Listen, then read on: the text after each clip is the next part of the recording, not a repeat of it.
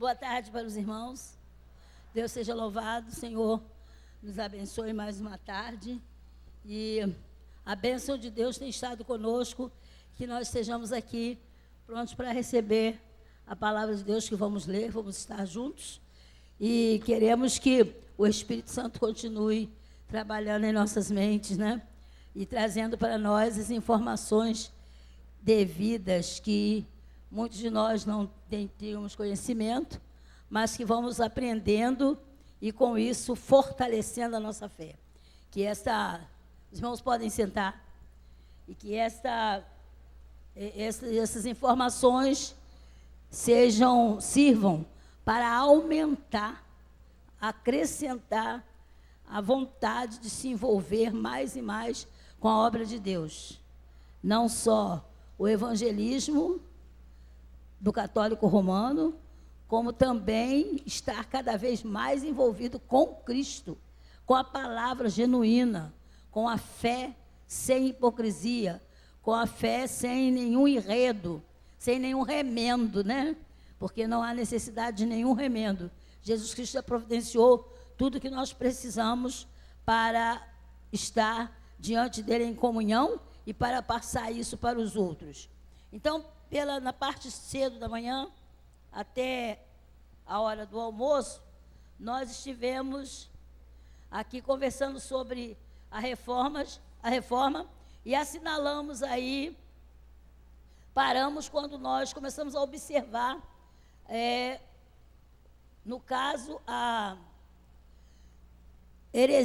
heresias, né?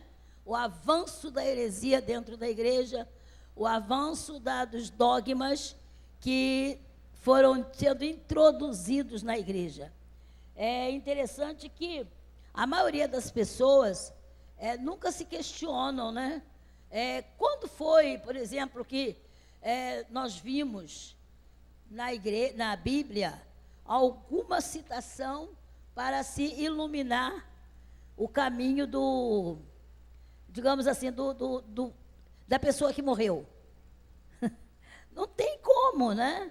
Ou então, uma outra coisa, quando, né, se encontrou na igreja ou na Bíblia alguma citação a que se orasse a alguns dos apóstolos. Eu me recordo que logo assim o reverendo chegou aqui, em 85, até num combate também à questão do catolicismo romano. A reverenda disse, lá na igreja primitiva não tinha oração a Santo Abraão, a Santo Davi. Tem alguma oração a São Davi? Não tem oração a Santo Davi. Eu me lembro disso, uma terça-feira em particular, que o reverendo falou muito sobre essas questões de que não estavam na Bíblia, no entanto, eram práticas tão enraizadas que as pessoas não questionavam a sua procedência. A questão toda é essa, ninguém questionava a procedência das coisas. Engolia-se aquilo como se fosse uma coisa perfeitamente natural. Então, nós estamos vendo aí quando surgiram essas coisas. Nós estamos passando assim para os irmãos em que concílio aconteceu, como nós queremos ver a causa da reforma, a necessidade da reforma, por que foi preciso a reforma. Então, nós primamos simplesmente por dizer a época em que essas coisas foram introduzidas na igreja. Mas cada uma delas, cada uma dessas situações aí, cada um desses anos que estão citados, essas datas que estão citadas aí, é o período de um concílio ou um sínodo. Mas, geralmente, o que decretava o dogma era um concílio. Entendeu? O sínodo era uma coisa menor, mais particular. Mas o concílio é que decretava isso. Entre outras coisas que eram tratadas, muitas vezes até situações sérias tratadas, mas no meio ou no auge das reuniões, então se tratava dessas coisas. Ou a introdução, ou uma, vamos dizer, sacralização de algo que já estava sendo praticado de uma maneira assim, sabe, bem velada. Então, você encontra aí uma série de situações. Nós estamos falando sobre a virgindade perpétua de Maria. Foi no ano 680, né? 680, virgindade perpétua de Maria. Quer dizer, só perceberam que ela é perpetuamente virgem, poxa, quantos anos depois? No ano 680, se ela viveu no primeiro século, ela viveu até mais ou menos, vamos dizer aí, vamos colocar assim de uma forma bem dilatada, até o ano 70, que poderia se ter notícia de Maria, porque o que a Bíblia mostra é que Jesus a entregou nas mãos de João, na hora que ele estava na cruz. Ele entregou ela a João.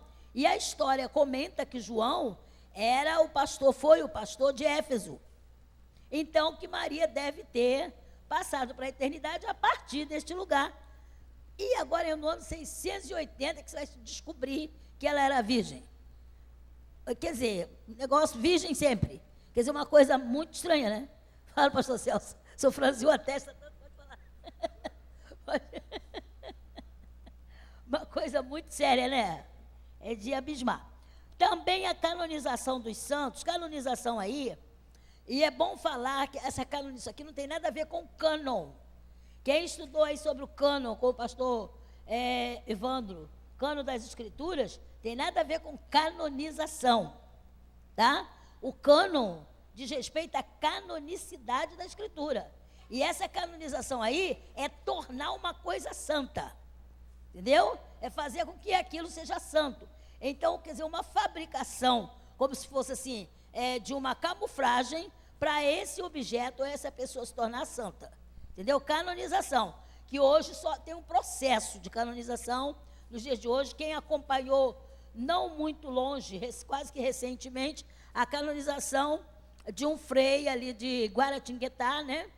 Que ele parece que chegou a fazer milagres, dando receitando umas pílulas de papel, uma coisa assim, e o pessoal foi curado. E aí eu sei que o Papa, em vindo ao Brasil, canonizou este frei, tá?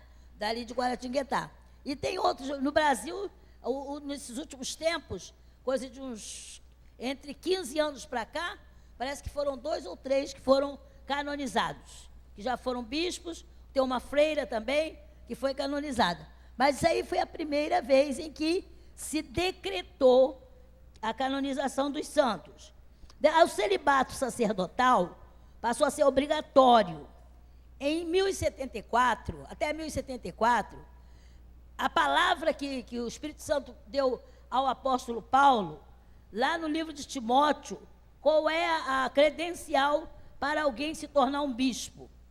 Quem conhece bem esse texto, ou quem mesmo que não conheça bem, mas já leu ou ouviu ler, lá em Timóteo, diz uma palavra que é muito importante e que você deve ter guardado em você, quando alguém vem dizer, não, o padre está certo, ele não tem que casar, não.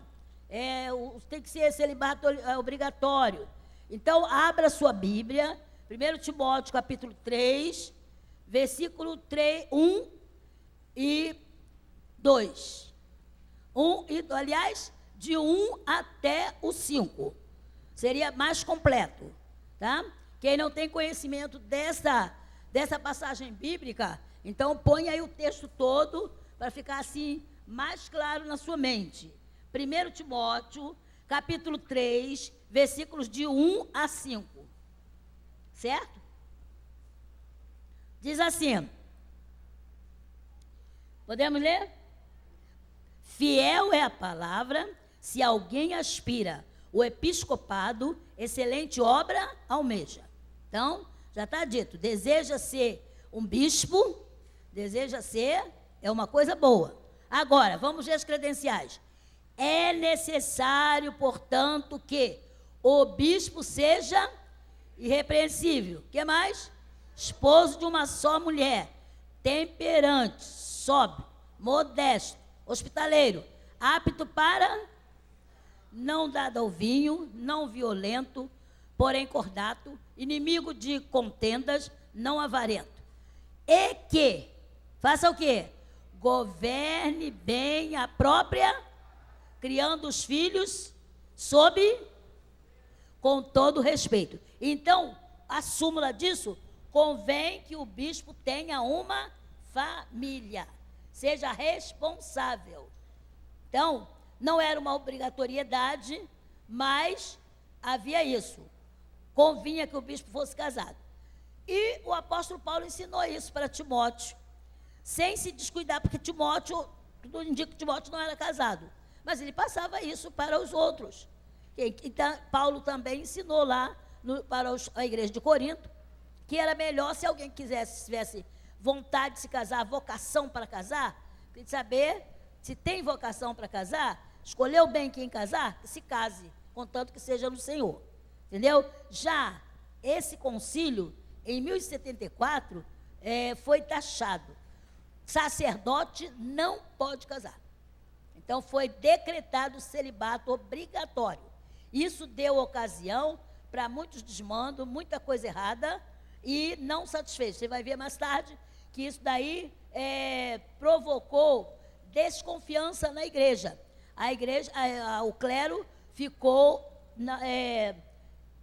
desacreditado. O clero ficou desacreditado até em função dessa ordem aí. Sim. Então, o que nós precisamos, assim, realmente, dando sequência aqui, é uma oportunidade de observar que é um desvio completo das Sagradas Escrituras, né? Quer dizer, como é que você vai impor o celibato?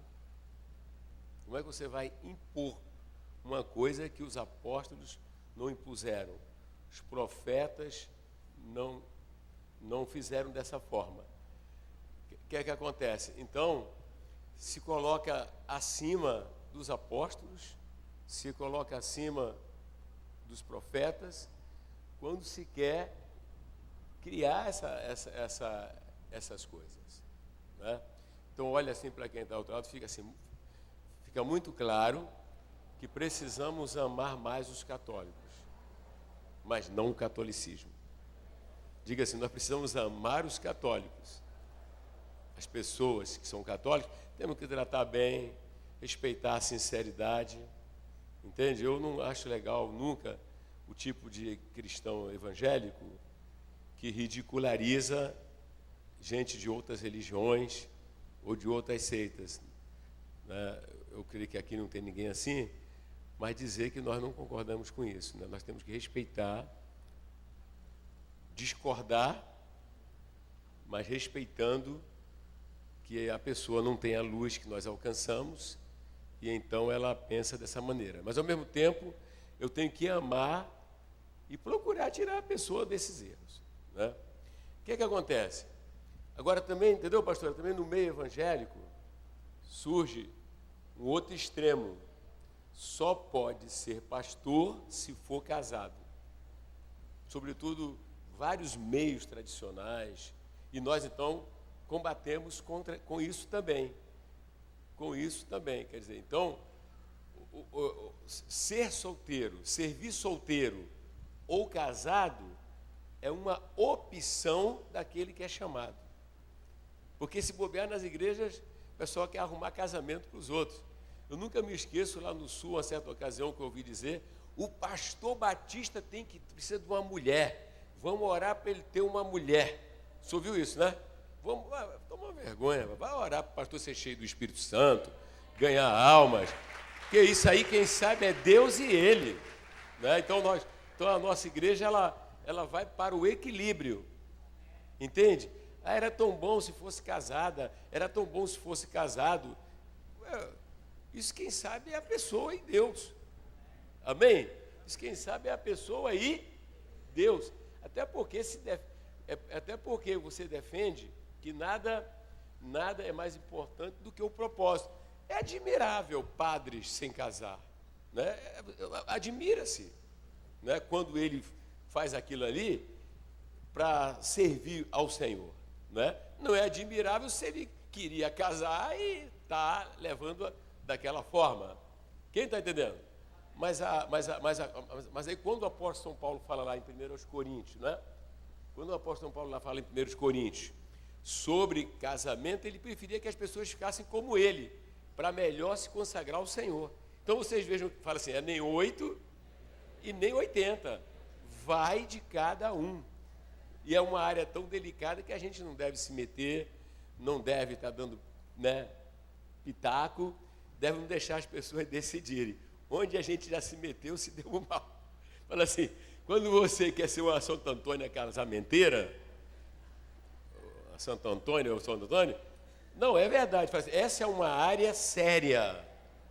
É uma área séria para resolver a pessoa com Deus. Não é? Amém? Tanto pode servir a Deus casado, né? Como se pode servir não casado. Quem está entendendo? Bom, aí eu já ouvi pessoas falando o seguinte, né?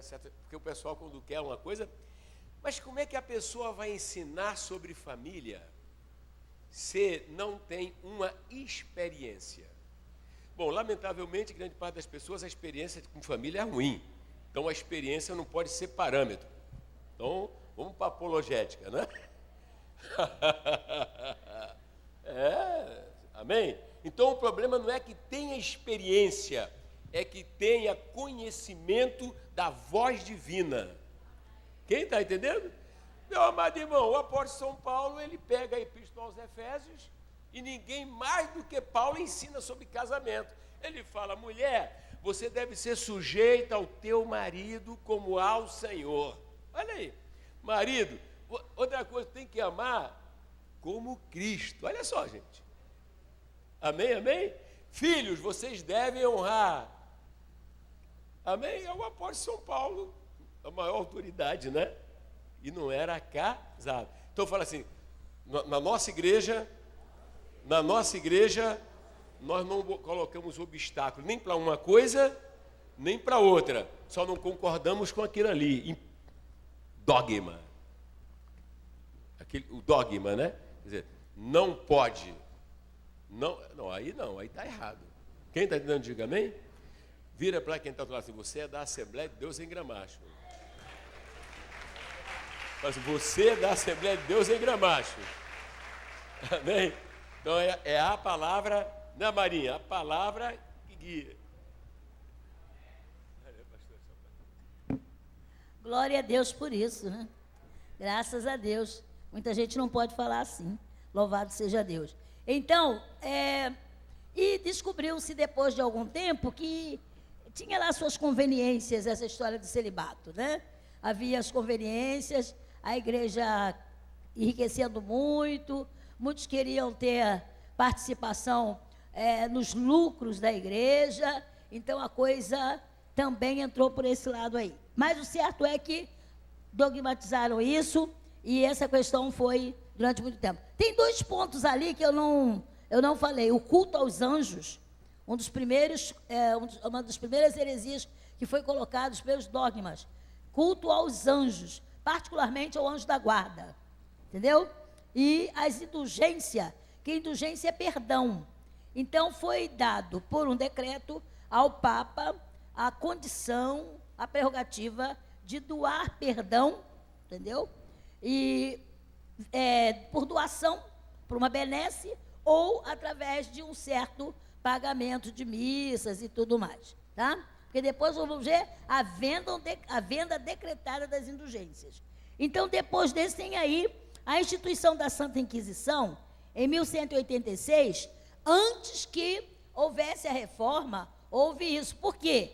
A essa altura, ano 1000, 1100, 1050, 1080, já havia muito descontentamento na igreja. E muita gente se agrupava para protestar, para dizer que não estava bem, que isso não estava certo, para não aceitar o ensino dos padres, o ensino dos bispos da igreja. E essa coisa de dizer, de contrariar a vontade da soberana igreja, isso aí valia um julgamento, valia uma sentença. Então a pessoa era levada a juízo para retratar-se porque falou, porque não gostou daquilo, ou então se a pessoa tinha muitos fundamentos, né, Não, eu descobri que está errado, assim, assim, assim. Paulo, Pedro e tal e coisa. A interpretação não é essa, então ele era taxado de herege. Ele era herege não porque ele discordasse da verdade bíblica, mas porque ele discordava da igreja. Entendeu bem? Então a heresia para a igreja, para a liderança da igreja, não era um fato escriturístico, tirado daqui, contrariou o que está escrito. Não, porque contrariou o que a Santa Madre Igreja falou. Porque contrariou o Santo Papa. Então, atrás dessa instituição da Santa Inquisição, bem atrás dessa questão de o Papa não ser contraditado no que ele tinha aprovado, então vem também, está preparando um caminho para o dogma da infalibilidade papal, que mais adiante acontece. Entendeu? Então, isso aí, com certeza, se a pessoa discordasse, então ela era réu. Ela era primeiro chamada para a conversa, enfim, e depois, se ela persistisse, ela podia ser réu da fogueira. Ela tinha bens confiscados, era a primeira coisa que acontecia. Entendeu? Então, uma coisa séria. Também em 1190, a venda das indulgências, então tem algumas razões. Por que vender indulgência, vender perdão? Primeiro, eles começaram a vender porque, dizendo que a pessoa tem um ente querido que morreu e não sabe se essa pessoa foi para o céu ou não. Então, ela comprava o perdão dessa pessoa, pagava pelo perdão dessa pessoa. E aí o Papa decretava que a pessoa estava salva. E até tinha um fervoroso disseminador da doutrina que vendia, um vendedor bem fervoroso chamado Testel, que ele dizia o seguinte: quando a moeda cair no fundo do cofre, a alma pula do purgatório para o céu. Então era essa, e o povo ridicularizava a igreja. Então, quer dizer, se conseguissem, quando conseguiam pegar em flagrante alguém ridicularizando a igreja, é claro que era réu, né? Mas havia esse tipo de coisa na venda das indulgências. E esse foi uma das coisas que mais adiante, lá quando Lutero já, um monge já, ele se insurge contra isso e ele começa a observar que o Papa não tem direitos, nem tem prerrogativa nenhuma para vender ou receber pagamento pelo perdão das pessoas. Outra coisa que aconteceu em 1229, já falei com vocês aí, sobre a proibição da leitura da Bíblia pelos leigos. Proibida a leitura da Bíblia pelos leigos. Mas antes disso, houve a transubstanciação decretada. O que é isso? No momento em que se servia o vinho e o pão, então foi decretado que esse vinho se transformava em sangue de Jesus e o pão se transformava no corpo de Jesus. Então isso foi dogmatizado. Depois, mais tarde, esses elementos foram separados. Apenas o pão, que era a hóstia, o povo recebia. O vinho, apenas o oficiante. Somente o padre, o bispo ou o cardeal que estava oficiando a Eucaristia é que tomava o vinho. O povo comia só, engolia a hóstia, que a hóstia não podia ser mastigada. Ainda tinha uma série de rituais para isso. E alguém imaginava que se a hóstia não descesse, quando engoliu a hóstia não desceu, é porque a pessoa está com pecado grave. Aí já ia a pessoa para o confessionário. É uma vida de tortura. A religiosidade romana era muito torturante. E vocês imaginem que nessa altura acontecia também, por perto, ali em volta de Roma, né? Outros elementos, outros povos estavam se levantando e já estavam tomando conta de Roma, muitos bárbaros, que traziam vários modelos de fé e traziam também suas superstições. Então a igreja ficou supersticiosa também. Ao lado desses dogmas, havia também superstições que a igreja abrigava. Então, quer dizer, se acontecesse alguma coisa na hora da missa, na hora da liturgia, né, a Eucaristia, o pão colou no céu da boca, Você não pode te separar, né, irmã Nilza? A irmã Nilza foi católica, ela sabe disso. Fala aí, irmã Nilza. Tá vendo? Não podia tomar hóstia, está em pecado, que ela agarrou no céu da boca. Olha, um pão seco. Podia, né? Só que isso aí era sinal que a pessoa estava embaixo de um pecado grave. E a pessoa ficava atribulada com isso aí. Entendeu? Quanto menos sabedor das coisas, mais oprimido ficava a pessoa. Entendeu? Mais oprimida ficava a pessoa. Então, uma série de situações que a igreja foi incorporando ao seu dia a dia. Bem, havia também o quê?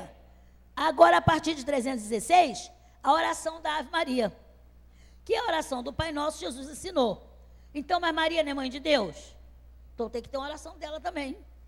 Um pecado chama outro, gente. Quando a Bíblia fala que um abismo chama outro, pode crer que é verdade, isso é verdade mesmo. Tudo que está na Bíblia é verdade, é verdadeiro. E aí tem uma delas, oração da Ave Maria. Se Maria é mãe de Deus, se Maria é santa sem pecado nenhum, então tinha uma oração para ela também. Quer dizer, orar a Maria. Então, a partir de 1316. Outra coisa, a eliminação do vinho na comunhão foi em 1415, tá? E aí você já está vendo que está se aproximando, sabe? Toda a situação de Lutero ficar impaciente. Porque o descontentamento da maioria dos crentes, dos fiéis, daqueles sinceros, já acontecia há tempo. E à medida que um ia reconhecendo algum fato novo, também ia trazendo o descontentamento e aumentando. A insatisfação ia crescendo. E você vai notar que os anos 1400 houveram muitas coisas que trouxeram para os fiéis daquela época uma insatisfação, descontentamento, tristeza e alguns deles também tormento. Tormento houve muito nessa época. Bom, em 1439, eles trouxeram agora 7 sacramentos, não apenas o batismo e a ceia. O que Jesus deixou para não deixar de fazer, os discípulos deveriam passar para os outros, era o quê? Sejam batizados e todas as vezes que comer do pão, beber do vinho, fazer isso em memória de mim. Então, esses 2 sacramentos. Mas eles incorporaram o casamento, a extrema-unção, a ordenação. Gente, crisma, que é a confirmação do batismo. Muita coisa que não tinha nada a ver. Certo? Então, essas coisas foram introduzidas na igreja. Em 1545, bom, para um pouquinho aqui em 1545, antes de 45. Em 1439, esse sacramento. Em 1517, Martinho Lutero rompe com a Igreja Católica, escreve 95 teses contra a indulgência, contra o exercício da fé da Igreja, contra a doutrina do Papa, contra tudo que ele achava que ele percebeu pela Escritura, não foi a telha, não foi a cabeça, tudo que ele percebeu pela Escritura que estava errado. Então, ele escreve isso, distribui isso em 95 artigos pequenos e pega toda essa escrita e faz e cola, prega, que não foi colado, naquele tempo não tinha isso, era prego mesmo. Pregou na fachada da igreja de Wittenberg, pregou lá. E isso daí causou um alvoroço e, ao mesmo tempo, uma revolta na igreja. Bom, em princípio, eles acharam assim, isso aí não vai dar em nada, não. Alguns acharam assim, não vai dar em nada, não. Porque esse mongezinho aí, ele vai acabar desistindo disso. Só que Lutero continuou, e a doutrina que Lutero agora estava ensinando, porque Lutero se descobriu agora salvo, e a gente vai passar agora para Lutero daqui a pouco. Então, ele se descobre salvo pela graça e não por obras. Então, a igreja teve que se mexer. Aí a igreja convoca um concílio, tá? Em 1545, Concílio de Trento, e aí ela começa a fazer a contra-reforma. Mas o que significa contra-reforma? Irmãos, olhem bem, ali onde está 1415, 1439, tá? Fecha o ciclo da igreja unificada. Uma igreja só. Uma igreja só. A partir de 1517, então, aqueles fiéis que queriam a Escritura como genuína palavra de Deus, só a Escritura, saíram da Igreja Católica Apostólica Romana. Então, eles fazem o caminho de transição para a verdadeira doutrina como estava no tempo dos apóstolos. Mas isso não quer dizer que a Igreja Católica Apostólica Romana se converteu. Não, ela continuou, não só repisando o que ela já tinha de dogmas, como criando outros. Entendeu? Por isso é que a igreja até hoje continua do jeito que está. E aí, quer dizer, claro que aqueles que protestavam, que perceberam que tinha erros na igreja, saíram dela. Ela continuou fazendo coisa errada. E não há comprovação bíblica nenhuma do que eles fazem ou do que eles decretaram que seja pensamento cristão ou que seja ordenança divina. Então, o que você tem? Em 1545, começa o Conselho de Trento. Esse conselho durou até 1563. E nesse Concílio de Trento, o que eles fazem? Agora eles confirmam a tradição dos padres, porque aliado ao concílio, quem ditava algumas coisas para serem revistas ou sacramentadas no concílio, eram os padres. Eram os padres, que eles tinham a tradição dos santos padres. Então, essa tradição, ela passou a ter valor igual ao valor da Bíblia. Certo? Agora, a gente volta um pouquinho na nossa mente, vamos pensar o que Jesus falou a respeito de tradição de homens. Quem se lembra? Quem se lembra? Em várias ocasiões, Jesus teve confronto com fariseus, os religiosos da sua época. E o que Jesus falava para eles? Vocês jeitosamente, né, quebram o mandamento de Deus para acomodar a vossa tradição. Quem lembra disso? Marcos 7, Mateus 15, está lá. Jeitosamente, dá um jeitinho de, eu sou de Deus, mas espera aí, eu tenho o meu pensamento, é esse. Então, vê se conseguia conciliar as duas coisas, nunca consegue. Jesus combateu os fariseus por causa disso. Bem, mas acontece que a igreja decretou, em 1545, decretou que a tradição deles era tal qual a Escritura. Cometeram o mesmo erro que os antepassados, lá na época de Jesus, fariseus, que eu posso dizer, os fariseus antepassados dos católicos romanos, né? Porque tinham muitas tradições que não estavam na Bíblia, mas que eles trouxeram e implantaram como sendo verdades para que as pessoas cumprissem. Jesus chega a falar que eles são sepulcros caiados, e você tem uma série de situações. Bom, em 1573, eles introduzem os livros apócrifos. Que são os livros apócrifos? Quem não sabe, quem nunca ouviu falar em livros apócrifos aqui? Talvez novo convertido. Livros apócrifos. São livros que compõem, além da literatura da Bíblia comum, eles compõem a Bíblia católica hoje. Essa literatura era uma literatura conhecida, não só dos judeus, mas principalmente dos judeus e alguns gregos, pessoas de fala grega, mantinham essas literaturas. Livros que eram livros de cunho, às vezes, moral, mas nenhum deles era livro doutrinário. Nenhum deles ajudava a pessoa a ter o encontro com Deus ou com Cristo. Não tinha. Então, o que acontece? Essa literatura, a Bíblia nossa, a Bíblia hebraica também não aceita. Na Bíblia judaica não contém livros apócrifos. A Bíblia cristã evangélica também não contém. A Vulgata acomodou esses livros. O que é a Vulgata? A Vulgata é a tradução da Bíblia dos judeus, da Bíblia hebraica para o latim. Né, pastor Evandro? Para o latim. E aí o que acontece? Nessa tradução foram colocados esses 7 livros. Judite, Tobias, Susana, né? E vários, tem os nomes deles. A Bíblia Católica tem eles. Mas eles, por que não são considerados na nossa Bíblia?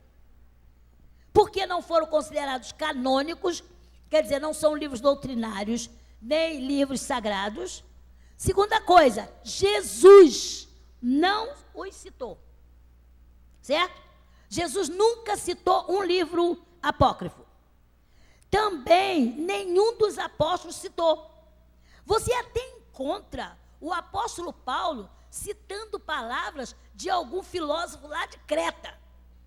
Você encontra o apóstolo Paulo citando palavras de filósofos que estavam lá em Atenas. Mas nunca você vê ele citando alguma coisa ligada aos apócrifos. Então, esses livros, para nós, eles não têm o valor que a Igreja Católica quis dar. Servem sim, Macabeus, 1º e 2º Macabeus, conta a história do período antes de Jesus, quando os romanos entraram na Judéia. Servem como livros históricos, como livros que você pode ler para tirar lições, mas como livro canônico, não. Inclusive, alguns deles têm até heresia. Certo, pastor? Alguns deles têm até heresia, porque em um deles você encontra lá um culto a anjos, que a Escritura condena. Em outro você encontra superstições, fazendo uma espécie de, vamos dizer assim, seria mandinga, mas eu não queria essa palavra. Fazendo uma coisa como se fosse um feitiço para expulsar um demônio. Tá? Um feitiço para expulsar um demônio. Isso está no livro de Tobias. Se você tem uma Bíblia Católica em casa, leia. Livro de Tobias. Então, esses livros não estão na nossa Bíblia. Não fazem parte. Mas a Igreja Católica Romana, em 1573, ela adotou esses livros como sendo livros que deveriam ser usados, faziam parte da canonicidade da Escritura. Tá? E errado, porque não são. Em 1854, então, o dogma da Imaculada Concepção de Maria. Olha só, gente, 1854 anos, podemos dizer assim, cerca de, vamos colocar, 1800 anos mais ou menos, depois de Maria morrer, é que eles descobrem que a concepção dela foi imaculada. Significa dizer, no meu fraco entendimento, que a mãe de Maria era santa. Então, teve Maria. Maria nasceu santa sem pecado. Concepção imaculada. Concepção sem pecados. Quem que nasceu sem pecado? Somente Jesus. Fala alto isso. Somente Jesus. Glória a Deus. Então, isso foi dogmatizado, foi sacramentado em 1854. E em 1870 foi decretada a infalibilidade papal. O Papa não erra. O Papa é infalível. Não erra. Então foi decretado nesse ano aí. Vários papas já tinham passado, alguns já tinham feito muita coisa errada, alguns ainda continuaram fazendo, mas eram infalíveis por meio do dogma. Outra coisa, em 1950, aí já é nosso tempo, né? Quantos aí nasceram nesse período de 1950, mais um pouquinho ou menos, para lá ou para cá? Muita gente aí, né? Então, saiba que nesse ano de 1950 é que foi decretado que Maria foi ao céu corpórea, foi de corpo para o céu, como Jesus foi. Em 1950, descobriram em 1950 que Maria foi para o céu de corpo inteiro, como Jesus foi. É muita coisa. Aí você vai dizer assim, meu Deus, como é que a pessoa acredita nisso? A pessoa não questiona. Não questiona. Por isso que o reverendo falou aqui, nós temos que ter compaixão do católico, ajudá-lo a compreender essas verdades. Hoje em dia, atualmente, muitos católicos não comportam essas ideias, né? Às vezes discutem isso daí, é coisa que a igreja brigou, mas não está certo. Só que não foi retirado. Se não foi retirado, está lá. Se está lá, é para ser crido.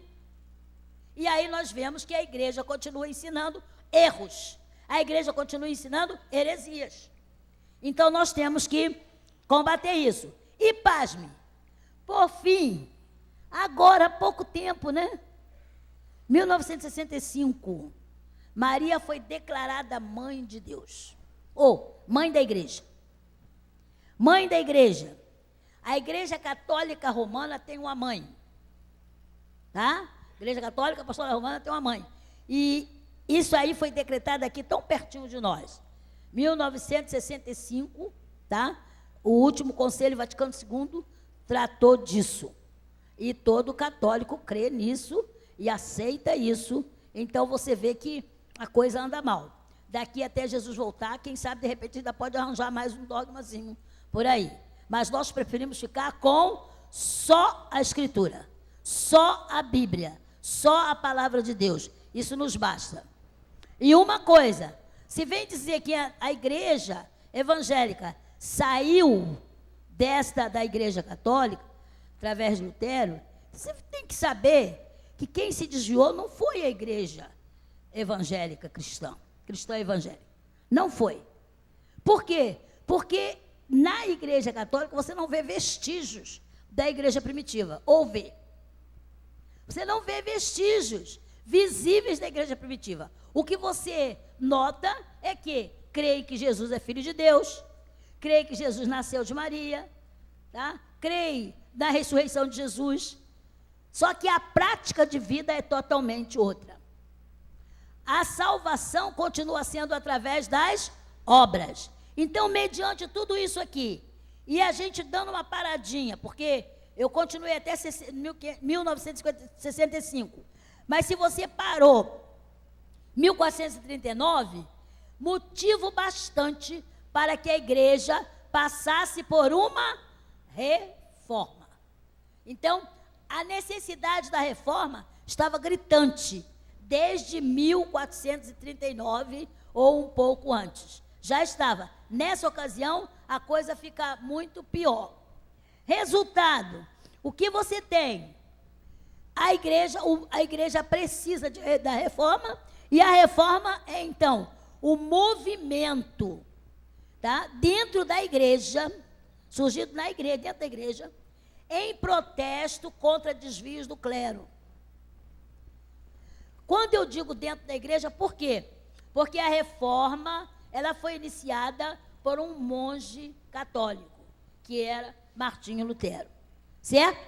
Então, contra os desmandos, contra os desvios do clero e em detrimento da autoridade da Escritura, então a reforma era necessária.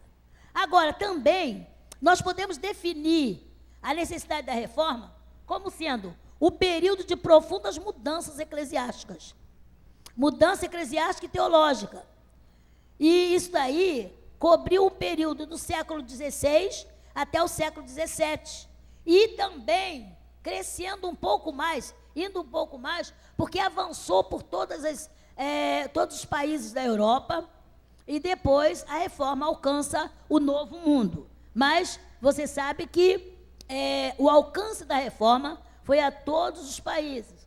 Então você vai ver que o protesto geral, a que a reforma tentou corrigir e veio como movimento de Deus para sacudir a igreja, era a decadência da igreja. Por que a igreja estava decadente? Pelo afastamento da fé dos apóstolos e da palavra de Deus. A igreja ficou em decadência pelo afastamento da fé e principalmente da doutrina dos apóstolos. Então, irmãos, cada crente de per si deve tomar isso, cada um de nós devemos tomar isso, se a nossa fé está num nível baixo, busquemos reforço à fé.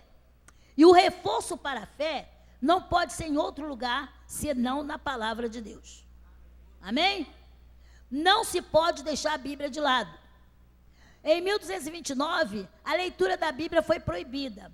Uma das grandes preocupações de Martinho Lutero e dos seus aliados pré-reformadores ou reformadores, era uma volta à leitura bíblica no próprio idioma.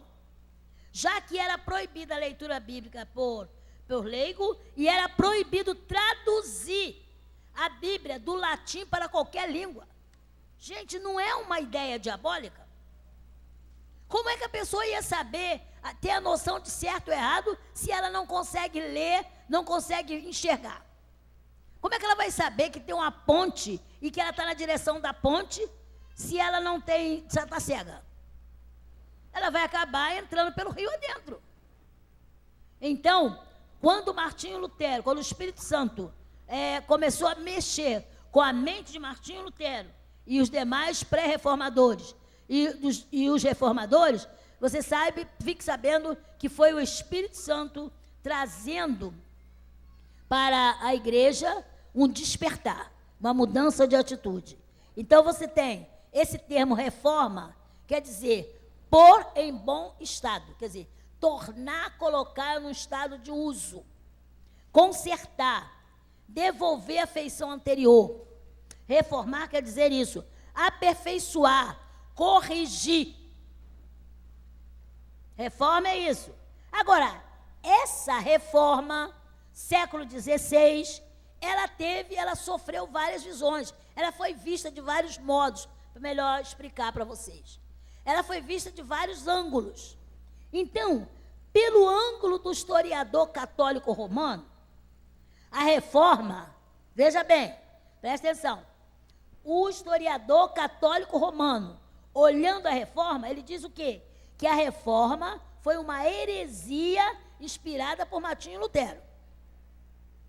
Isso aí vocês podem escutar, de repente livro de história do ensino médio está assim, encontram isso, vários livros, alguns só dizem que foi um movimento separatista dentro da Igreja Católica, mas muitos deles falam que foi uma heresia introduzida na Igreja Católica por Martinho Lutero, tá? E que destruiu a unidade teológica da Igreja. Olha só, que coisa, hein? Para os historiadores fiéis às Escrituras, então você tem uma outra definição. Creem que a reforma foi um movimento religioso que procurou redescobrir a pureza do cristianismo e voltar ao Novo Testamento e à Bíblia toda. A Bíblia como um todo. Então, os historiadores fiéis ao Senhor Jesus, então descobriram isso, que a reforma os conduzia para esse lado.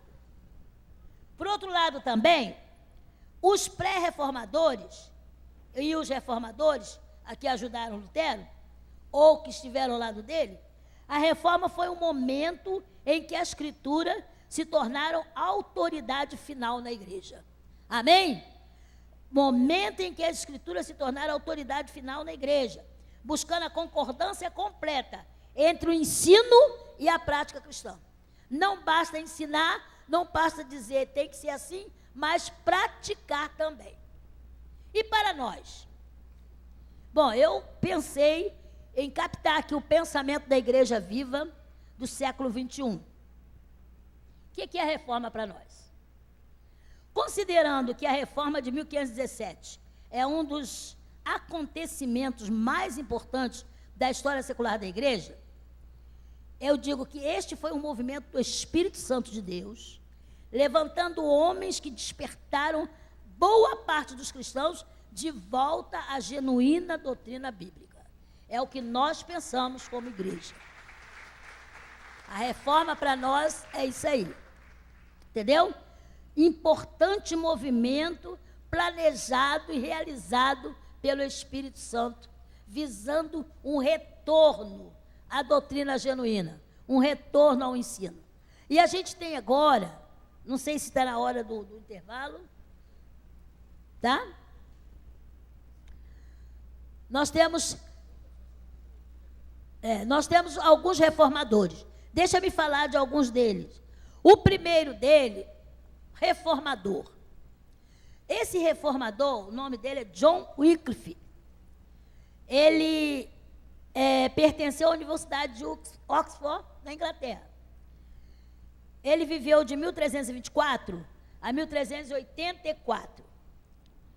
Então, ele tem uma indisposição com as situações da igreja que ele notava serem erradas. Ele era um homem de dedicação à leitura e à oração. Ele lia mais de um idioma. Então, ele começa a perceber que o carro andava para um lado e a estrada era outra. Bom, então o que acontece? Aí ele se deparou com os erros da liderança da igreja e começou a pregar contra eles. Porque ele fazia parte da universidade, era professor. Então, aos professores, porque as escolas naquela época, as universidades, eram praticamente cristãs. Quer dizer, a igreja as mantinha. E as pessoas que estavam lecionando, a maioria delas eram bispos, eram pessoas que conheciam a Escritura. E John Wycliffe era um deles. E ele, então, começa a pregar contra os erros da igreja. Bom, claro que ele foi perseguido, né? Foi perseguido, mas ele não morreu nas mãos do povo, não. Ele não foi martirizado. Morreu de morte natural. Foi enterrado e tudo mais, tal, tudo bem. Depois de 40 anos que esse homem estava enterrado, já era outro papa. Esse papa chamado Martinho V, ele achou que John Wycliffe, ele errou muito contra a igreja. Então, ele querendo agora banir o nome de John Wycliffe da igreja, o que ele fez? Ele mandou tirar o homem do túmulo, 44 anos depois, mandou exumar o cadáver, tirou os ossos do homem. Foi? Foi isso, pastor Evandro? Mandou tirar os ossos do homem do túmulo onde ele foi enterrado e queimou todos os ossos dele, pegou a cinza desses ossos e atirou no rio, como que assim, numa ânsia de exterminar com o pensamento de John Wycliffe. Mas não adiantou. Um discípulo dele chamado John Hus continuou o trabalho. Mas a coisa era muito séria. Ele trabalhou na tradução da Bíblia do latim para o inglês. E isso daí lhe valeu perseguição durante muito tempo. Mas aconteceu isso com o corpo de John Wycliffe. Para você ver como era severa a perseguição, como era assim, os dogmas, como eles falavam alto naquela ocasião. O outro, esse John Hus, 1362 a 1415. Ele era da Universidade de Praga, na Boêmia, acho que hoje seria Iugoslávia, não sei. Ele pregava contra os vícios do clero.